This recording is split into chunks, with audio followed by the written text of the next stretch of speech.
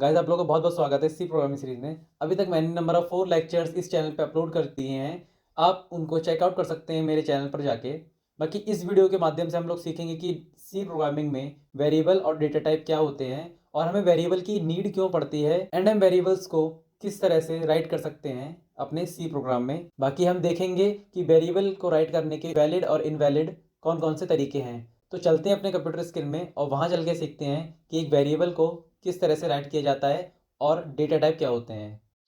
Guys मैं आ चुका हूँ अपनी कंप्यूटर स्क्रीन में। आज हम लोग देखने वाले हैं कि वेरिएबल्स और डेटा टाइप क्या होते हैं। गाइज जो हमारा वेरिएबल होता है वो एक तरह का कंटेनर का रोल प्ले करता है सी प्रोग्रामिंग में।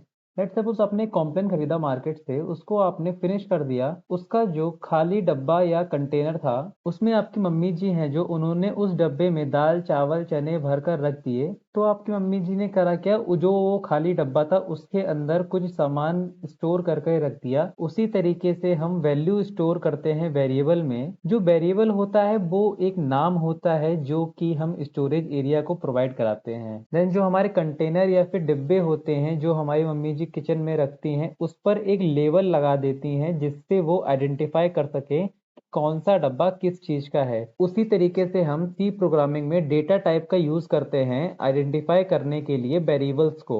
तो guys, इस वीडियो में हम लोग सीखने वाले हैं कि वेरिएबल्स क्या होते हैं, वेरिएबल्स को किस तरह हम राइट कर सकते हैं, कौन सी वैलिड वे हैं वेरिएबल को राइट करने की, और डेटा टाइप क्या होते हैं और कितने प्रकार के होते हैं। तो इस वीडियो को आप एंड तक जरूर देखिएगा।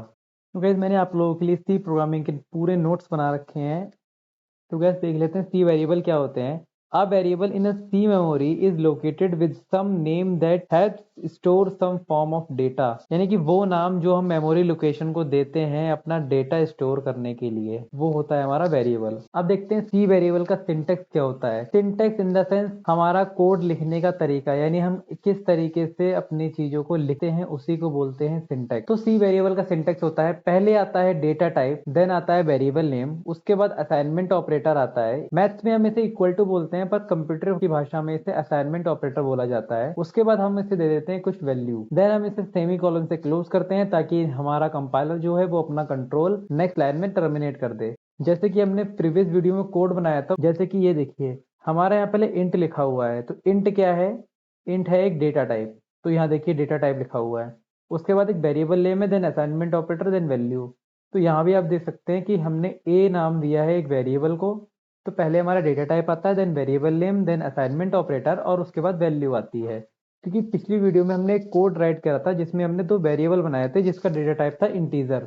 तो देखते हैं वो कौन से वेरिएबल थे। तो हमने ए और बी नाम के दो वेरिएबल बनाए थे जिसका डेटा टाइप था इंट, और बीच में लगाया था असाइनमेंट ऑपरेटर, और यहाँ दे दी थी 8 और 9 इसकी वैल्यू। तो आप देख सकते हैं यहाँ जो मैंने ये कोड लिख रखा है 2 लाइन में, ये बिल्कुल इसके सिंटेक्स की तरह है जो मैंने वेरिएबल का सिंटेक्स लिख रखा है। जैसे कि मैंने ये सिंटेक्स लिख रखा है, data type, variable name, assignment operator का साइन, और उसके बाद कुछ वैल्यू दे दी है, देन एक सेमीकोलन से क्लोज करा है। तो गाइस ये था हमारा वेरिएबल का सिंटेक्स। तो अब हम देख लेते हैं कि डिक्लेरेशन ऑफ वेरिएबल क्या होता है और एक वेरिएबल को किस तरह से डिक्लेयर करा जाता है सी लैंग्वेज में। Variable declaration in C tells the compiler about the existence of the variable with the given name and data type. यानी कि जो हमारा डिक्लेरेशन ऑफ वेरिएबल होता है वो कंपाइलर को बताता है कि हमारा जो वेरिएबल है वो एग्जिस्ट करता भी है या नहीं। क्योंकि जो हमारा कंप्यूटर होता है वो होता है एक डम मशीन, उसे कुछ भी नहीं पता होता है, उसे हमें सब कुछ बताना पड़ता है प्रोग्रामिंग लैंग्वेज के थ्रू कि कौन सी चीज क्या है। जैसे कि ये वेर है, इसका डेटा टाइप होगा इंट, ये हमने पहले से बता रखा है इसे, ताकि आपको पता चले कि किस तरह से हम एक वेरिएबल को डिक्लेयर कर सकते हैं। दोस्तों वेरिएबल डिक्लेयर करने के लिए हमें सबसे पहले डेटा टाइप की जरूरत होती है। तो आपको ये पता होना चाहिए कि आप किस तरह का डेटा अपने वेरिएबल में स्टोर करना चाहते हैं। अगर आपको अपनी एज स्टोर करनी है किसी वेरिएबल में तो आप इंट टाइप का डेटा टाइप बनाएंगे। अगर आपको अपना नेम स्टोर करना है तो आप कैरेक्टर टाइप का डेटा टाइप बनाएंगे। तो लेट सपोज मुझे किसी का नेम स्टोर कराना है तो मैं एक कैर टाइप का डेटा टाइप बना लूंगा और उस वेरिएबल का नेम दे दूंगा मैं नेम, और सेमी कोलन से क्लोज करके हमने अपने नेम वेरिएबल को जिसका डेटा टाइप कैर है उसे डिक्लेयर कर लिया है। तो जो हमने वेरिएबल बनाया है नेम, उसका डेटा टाइप कैर है, उसे हमने बिल्कुल इस सिंटेक्स की हेल्प से राइट कर दिया है वीएस कोड में, जैसा कि आप देख सकते हैं। अब बारी आती है वेरिएबल इनिशियलाइजेशन की। तो इनिशियलाइजेशन क्या होता है, इनिशियलाइजेशन प्रोसेस होता है वैल्यू असाइन कराने का वेरिएबल को। जैसे कि हमने एक वेरिएबल को डिक्लेयर कर लिया, जिस तरीके से मैंने आपको अभी बताया है। अब इनिशियलाइजेशन होता है वेरिएबल डिक्लेरेशन के बाद का प्रोसेस। हमने एक वेरिएबल को डिक्लेयर कर लिया, उसकी वैल्यू असाइन करा दी उसे बोलते हैं इनिशियलाइजेशन। आप दो तरह से वैल्यू असाइन करा सकते हैं सी प्रोग्रामिंग में। एक तरीका ये है, आपने पहले डिक्लेयर करा लिया देन उसकी वैल्यू दी, या फिर आप सिंगल लाइन में भी इनिशियलाइज और डिक्लेरेशन दोनों सिंगल लाइन में ही कर सकते हैं। हमने एक वेरिएबल को डिक्लेयर भी कर दिया और साथ साथ में असाइनमेंट ऑपरेटर की मदद से उसे एक वैल्यू प्रोवाइड करा दी और सेमीकोलन से उसे क्लोज कर दिया। तो अब देख लेते हैं कि हम किस तरह से अपने वेरिएबल नेम को सेट कर सकते हैं सी प्रोग्रामिंग में। तो ये रहे कुछ 5 रूल्स जिनको ध्यान में रख के हम एक वेरिएबल नेम को सेट करेंगे। तो वेरिएबल नेम में क्या क्या होता है? A variable name must only contain alphabet, digit and underscore. ये होता है हमारा अंडरस्कोर का सिंबल। तो हमारे एक वेरिएबल नेम में क्या क्या चीजें हो सकती हैं? उसमें अल्फाबेट्स हो सकते हैं, उसमें डिजिट हो सकते हैं और अंडरस्कोर हो सकता है। और अभी हम लोग 1 बाय 1 वेरिएबल राइट करके भी देखेंगे वीएस कोड में। देन सेकंड है variable name are case sensitive. तो जो हमारी सी प्रोग्रामिंग लैंग्वेज है वो है एक केस सेंसिटिव लैंग्वेज, इसीलिए जो हमारे वेरिएबल नेम है वो भी केस सेंसिटिव होते हैं। मैं आपको ढंग से लिख के बताता हूँ वीएस कोड में कि केस सेंसिटिव का मतलब क्या है। तो मैं प्लस के बटन पर क्लिक करूंगा और यहाँ पे एक न्यू नेम से फाइल बना लूंगा .c। मैं यहाँ पे लिखूंगा हैश इंक्लूड stdio.h। मैं लिखूंगा इंट मेन। देन मैं यहाँ पर एक वेरिएबल बनाऊंगा जिसका डेटा टाइप होगा इंट और उसका नेम होगा नंबर। और इस नंबर जो हमने वेरिएबल बनाया है जिसका डेटा टाइप इंट है, इस नंबर को मैं वैल्यू दे देता हूँ लेट सपोज 10 और सेमीकोलन से क्लोज करूंगा। और मैं एक दूसरा वेरिएबल बनाऊंगा जिसका डेटा टाइप होगा इंट और उसका नेम होगा नंबर, बट इस नंबर में जो है कि मैं ये n जो है इसका फर्स्ट लेटर उसे कैपिटल कर दूंगा। हम ये क्यों कर रहे हैं? क्योंकि हम चेक कर रहे हैं कि जो हमारे वेरिएबल होते हैं वो केस सेंसिटिव होते हैं या नहीं होते हैं। अब मैंने जो कैपिटल N वाला नंबर वेरिएबल बनाया है इसमें मैं वैल्यू दे दूंगा 8। तो अब जल्दी से इन दोनों वैल्यू को प्रिंट करके देख लेते हैं ताकि हमें ये पता चल पाए कि जो वेरिएबल्स होते हैं सी लैंग्वेज में वो केस सेंसिटिव होते हैं या नहीं। तो प्रिंट करने के लिए मैं यूज करूंगा प्रिंटफ फंक्शन का और इसके अंदर दे दूंगा %d कॉमा नंबर। और ये जो नंबर है ये स्मॉल n वाला नंबर है और सेमी कोलन से क्लोज करूंगा। देन मैं दबाऊंगा अल्ट शिफ्ट और डाउन एरो। इससे क्या होगा, जो हमारी प्रिंट एफ वाली लाइन है उसकी एक एग्जैक्ट कॉपी बन जाएगी नीचे वाली लाइन में। मैं बस स्मॉल n की जगह कैपिटल N राइट करूंगा और इस प्रोग्राम को रन कर दूंगा। तो दोस्तों हमारा आउटपुट एकदम सही आया है, पर हुआ क्या है, यहाँ पर 10 और 8 दोनों एक ही साथ अटैच होके आ गए हैं। तो हम लोग यहाँ पर यूज करेंगे एस्केप सीक्वेंस कैरेक्टर का। एस्केप सीक्वेंस कैरेक्टर क्या होते हैं मैं उस पर एक डेडिकेटेड वीडियो लाने वाला हूँ। बाकी क्या है, हम एक एस्केप सीक्वेंस कैरेक्टर का यूज करेंगे इस लेक्चर में जो कि है \n। \n क्या करता है, एक न्यू लाइन को ऐड कर देता है। जैसे कि आप देख सकते हैं मैंने ये \n अपनी स्ट्रिंग के अंदर दे दी है प्रिंटफ फंक्शन में। अब मैं इस प्रोग्राम को अगर राइट करूंगा तो 10 हमारा अलग आएगा और 8 हमारा अलग आएगा। देखिए यहाँ पे हुआ क्या है, तो इस 10 को हमने नंबर के अंदर असाइन कर दिया असाइनमेंट ऑपरेटर का यूज करके, और ये नंबर हमने पुट किया है प्रिंटफ फंक्शन के अंदर। और इस नंबर का डेटा टाइप है इंट, जैसे कि आप ऊपर देख पा रहे हैं। और इस इंट का जो फॉर्मेट स्पेसिफायर है वो है %d। तो जहाँ पे %d है वहां पे आ जाएगा हमारा 10 और उस 10 के बाद यहाँ पर आई है हमारी एक न्यू लाइन जो कि हमने \n लगा रखा है, यहाँ पर आप देख सकते हैं। देन हमारा जो कैपिटल N वाला नंबर है उसमें हमने स्टोर कराई है 8 वैल्यू। ये 8 वैल्यू या इस %d की जगह प्रिंट हो गई है और यहाँ पर एक न्यू लाइन ऐड हो गई है। ये हमें दिख क्यों नहीं रही है, क्योंकि हमने यहाँ पर कुछ लिखा नहीं है।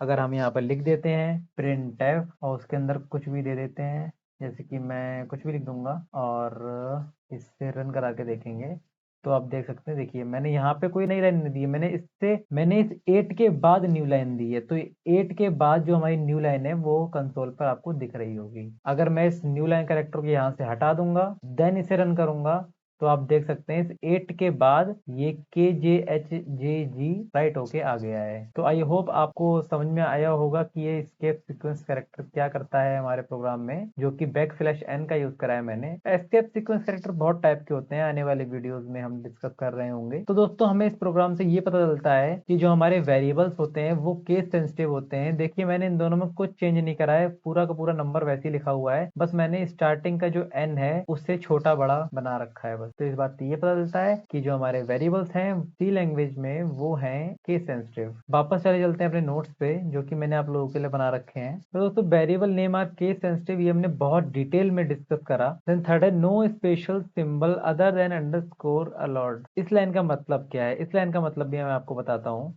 दोस्तों मान लीजिए आपने वेरिएबल बना रखा है, उसका नेम आप नंबर रखना नहीं चाहते हैं, आप उसका नेम रखना चाहते हैं रोहित, और रोहित का जो भी सरनेम होगा, जैसे कि मैं रोहित को सरनेम दे दूंगा चौधरी।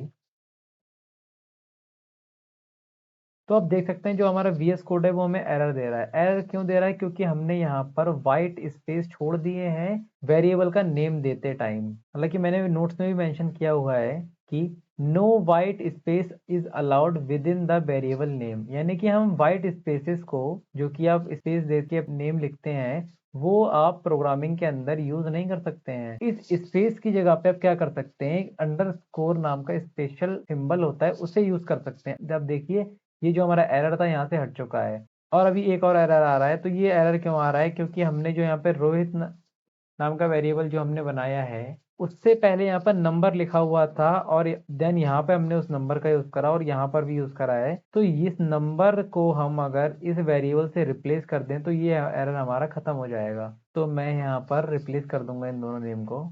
दोस्तों आप लोग देख सकते हैं कि जो हमारा एरर है वो बिल्कुल हट चुका है यहाँ से। अब अगर मैं इससे रन करूंगा तब भी वही आंसर आने वाला है। चाहे आप नंबर नाम का वेरिएबल बनाएं या अपने नाम से कोई वेरिएबल बनाएं, ये प्रोग्राम 10 ही आपको प्रिंट करके देने वाला है, क्योंकि आपने इसे 10 वैल्यू प्रोवाइड करा रखी है।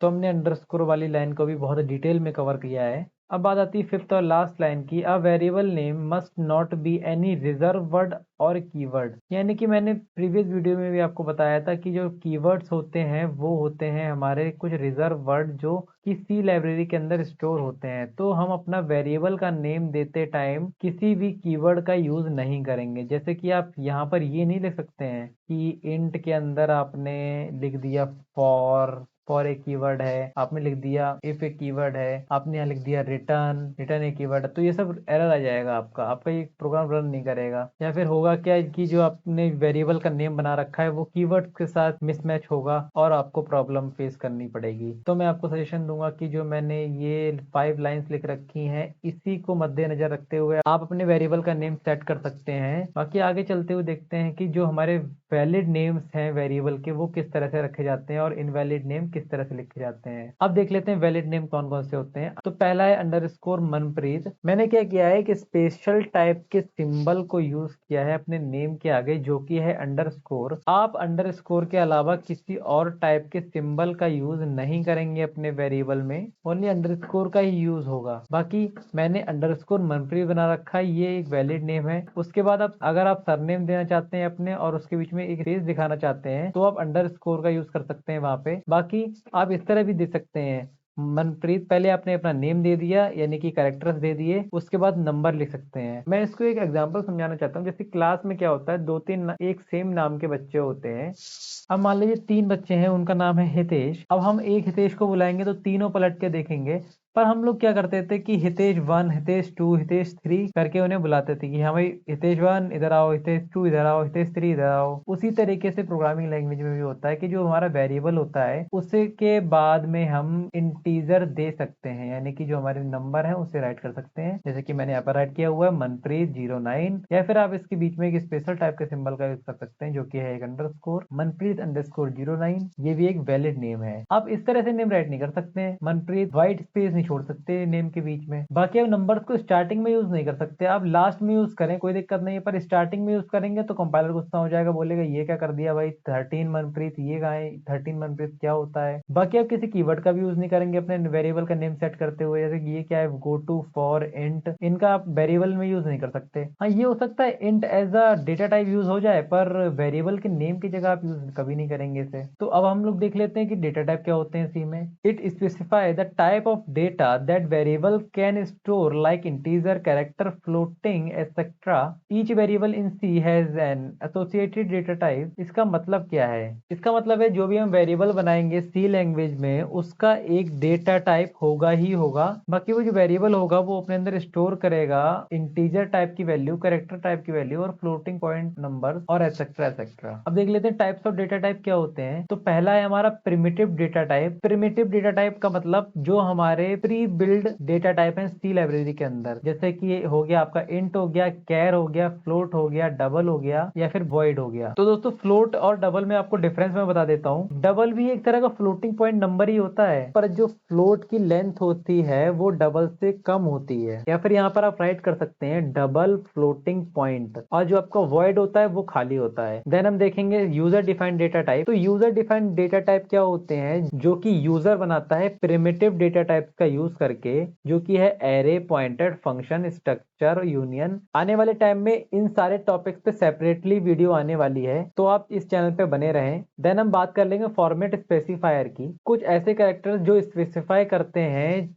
हमारे डेटा टाइप का फॉर्मेट कि किस तरह का नंबर आने वाला है। तो हमारा एक इंटीजर डेटा टाइप होता है, उसके लिए हम फॉर्मेट स्पेसिफायर यूज करते हैं %t।